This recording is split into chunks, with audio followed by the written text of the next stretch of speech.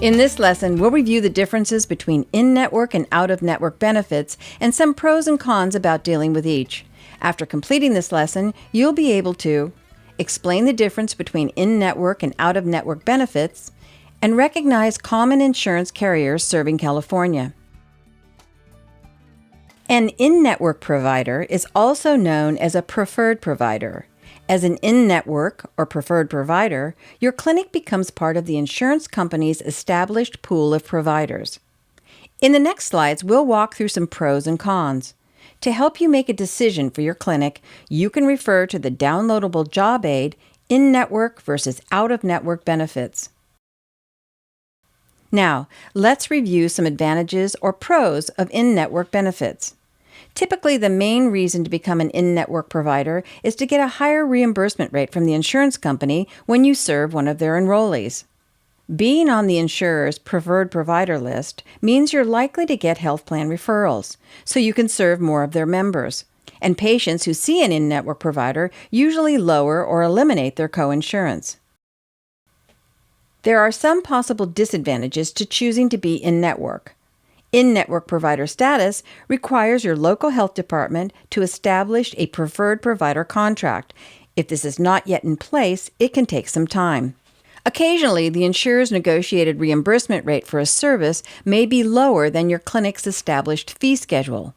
If you are an in-network provider, you'll have to write off the difference as you cannot charge the patient more than the in-network rate. This is commonly referred to as contract adjustment. It's a standard practice to bill the usual rate your clinic charges for a service. You'll just have to know to expect that the insurer will adjust their payment to the in-network rate. Many health plans have out-of-network benefits.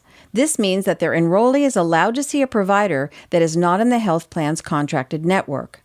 This gives your clinic the opportunity to bill patients' private insurance as an out-of-network provider, even though your department does not have a contract with the insurer.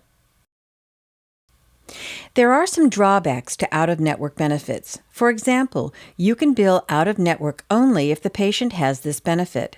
Some health plans, especially managed care or HMOs, don't reimburse out-of-network services. In this case, unless the patient is willing to pay for services, you may have to turn them away. Patients generally pay more to see an out-of-network provider. Usually this means the patient will be responsible for coinsurance at 40, 50, or 60% of the service. They may even have a separate deductible to meet just for out-of-network services. For your clinic, the reimbursement you get for out-of-network services is typically lower because you don't have a negotiated rate. If there's a difference between what the insurer reimburses and what your clinic fee is for a service, you may opt for something called balanced billing. That means to bill the patient for that difference. Be sure to check with your clinic supervisor about your clinic's billing policies. There are lots of private insurers. The marketplace can also change over time. The Affordable Care Act may even speed up that change in the coming years. That's why it's good to familiarize yourself with the insurers signed up with Covered California, our state's healthcare exchange. As of the end of 2013, some of the most common insurers in California include Anthem Blue Cross Blue Shield, Cigna, Aetna, and the Self-Insured Schools of California. Keep in mind that not all insurance companies have a presence in all parts of the state, so the companies you deal with may differ. In general, because Anthem has the largest market share to date in California, some health departments start getting acquainted with Anthem Blue Cross first. You may find that some self-funded insurers, like SISC and other union-sponsored plans, also use Anthem as the administrator for their claims benefit processing. Now, please follow the instructions to take the quiz for this lesson. It will look familiar. It's the same one you took before viewing the lesson. This time, you'll be able to see the correct answers as you respond to demonstrate what you've learned. After you've completed the quiz, you may continue at your own pace to view subsequent lessons at your convenience. The lessons are ordered, so you'll build your knowledge of each part of the billing process that relates to your role.